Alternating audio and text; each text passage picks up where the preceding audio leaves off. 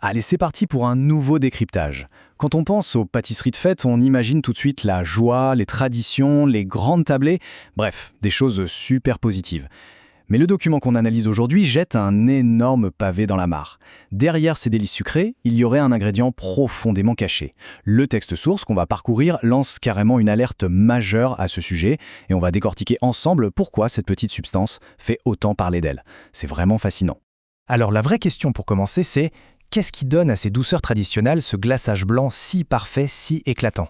Est-ce que c'est juste de la déco, un truc purement cosmétique pour faire joli, ou bien y a-t-il quelque chose de beaucoup plus profond en jeu?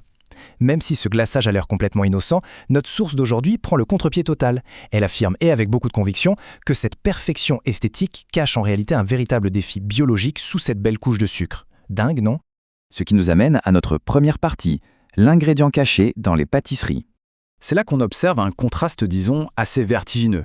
D'un côté, on a l'image classique, immaculée, de la pâtisserie innocente, on pense aux macroutes par exemple, ou à tous ces gâteaux recouverts de ce blanc pur, et de l'autre côté, la réalité biologique telle qu'elle est décrite par l'auteur. Le texte oppose frontalement cette belle tradition inoffensive à ce qu'il appelle un défi biologique qui s'invite silencieusement dans nos cuisines. En gros, c'est présenté comme une intervention complètement artificielle qui se cache sous le masque de la fête. Ce décalage énorme entre ce qu'on croit manger et cette fameuse alerte, c'est vraiment le cœur du propos ici. Mais de quoi parle-t-on exactement? Eh bien du E171, plus connu sous le nom de dioxyde de titane. Attention, la source ne le présente pas du tout, mais alors pas du tout comme un simple ingrédient de base. Le texte insiste lourdement sur sa nature, on parle de nanoparticules. Et c'est ce détail technique minuscule qui change absolument tout. L'argumentation de l'auteur repose sur le fait que ces particules sont si infiniment petites qu'elles ne font pas que passer dans l'estomac pour être bêtement digérées. Non, elles seraient carrément conçues pour tromper et contourner nos défenses naturelles. Là, on ne parle plus de recettes de grand-mère, on plonge littéralement dans la mécanique biologique. Explorons maintenant la section numéro 2, l'équation biologique du E171. Il faut bien s'accrocher car voici l'affirmation la plus frappante de tout le document. Ces fameuses nanoparticules de E171 auraient une capacité assez inouïe, celle de franchir nos forteresses cellulaires. Et pour quoi faire? Eh bien, selon le texte, le but ultime serait d'interagir directement avec notre ADN. Oui, notre code génétique. La source soutient que ce produit chimique arrive à toucher à la base même de ce qui nous compose. Forcément, ça explique l'utilisation de termes aussi graves dans le document pour qualifier cette substance. Ça remet complètement en perspective la frontière entre ce qu'on avale et la structure intime de nos cellules. L'auteur décompose ça en une sorte d'équation biologique implacable en 3 étapes. Étape 1, l'ingestion du E171. Un truc tout bête, on mange un bout de gâteau. Étape 2, la pénétration nanométrique au cœur de la cellule, un peu comme un cheval de Troie qui passe sous les radars des barrières de sécurité. Et enfin, étape 3, la perturbation de la programmation cellulaire, un véritable brouillard des pistes à l'intérieur du corps. En décortiquant les choses étape par étape, on saisit parfaitement le cheminement théorisé par la source. C'est littéralement un voyage microscopique qui commence dans l'assiette pour finir au cœur de la biologie humaine. Passons à la section 3, réglementation mondiale, l'UE contre la FDA.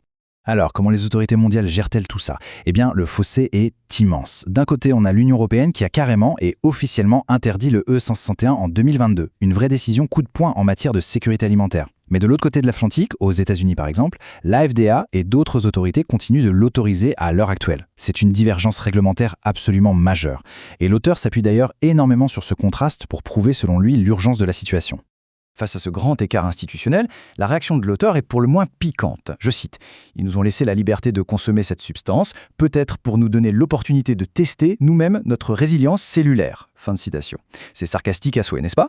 L'auteur utilise vraiment cette ironie mordante comme une arme rhétorique pour critiquer ouvertement les agences de santé qui laissent encore passer cet additif. C'est sa façon à lui de pointer du doigt ce qu'il considère comme un laisser-faire particulièrement dangereux.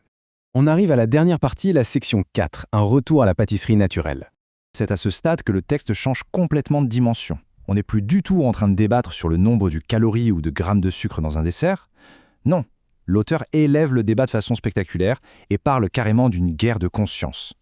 Il s'agit, ni plus ni moins, de prendre position, d'adopter une posture de défense face à ce qui est perçu comme des modifications artificielles de notre alimentation qui viendraient altérer notre nature. La question passe de la simple nutrition à quelque chose de très philosophique finalement. Et pour mener cette fameuse guerre de conscience, la source donne des directives très précises pour les foyers. Le mot d'ordre, un retour aux racines naturelles. faire des pâtisseries 100% pures sans aucune intervention chimique. Et ça passe par le boycott pur et dur des colorants artificiels. L'idée forte ici, c'est que si on accepte ce colorant blanc aujourd'hui, on ouvre la porte à plein d'autres compromis chimiques demain. L'objectif ultime, selon l'auteur, c'est de devenir le fameux gardien de la conscience de sa propre famille, celui ou celle qui protège activement le patrimoine cellulaire face aux dérives de l'industrie. Alors, pour terminer ce décryptage intense, voici une réflexion qui vient clôturer le texte et qui donne vraiment à réfléchir. Si les consommateurs enfilent réellement ce costume de gardien de la conscience, comment est-ce que ça pourrait changer en profondeur la manière dont les familles d'aujourd'hui voient et préparent leurs repas de fête traditionnels? C'est le genre de question qui reste en tête bien après et qui donne clairement envie d'aller inspecter à la loupe chaque étiquette dans nos placards. En tout cas, c'était un vrai plaisir d'explorer un document aussi tranché aujourd'hui. À très vite pour de nouvelles découvertes.